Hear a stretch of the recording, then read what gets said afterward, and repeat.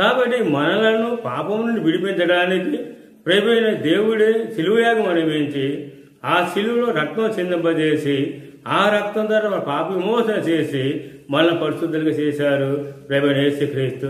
కాబట్టి పరిశుద్ధులుగా మార్చబడిన మన జీవితము మరి దేవుని సంతాన ఉద్దేశంతో బాప్తిస్మము అనేటువంటి కార్యాన్ని మన జీవితంలో నెరవేర్చారు.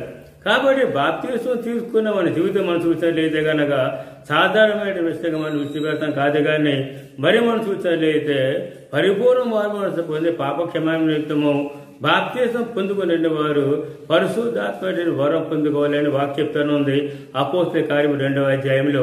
కాబట్టి మరి ఎవరైతే కనుక బాప్తిస్మం పొందుకున్నారో వారు పరిశుద్ధాత్మ వరం పొందుకోవాలని చెప్పినండి. ఆ ప్రభువైన యేసుక్రీస్తు ద్వారా నిగించబడినటువంటి ఈ మాట శిష్యులేంటి చెప్పడం జరిగింది. కాబట్టి గమనించండి దేవుని పిల్లలారా, పరిశుద్ధ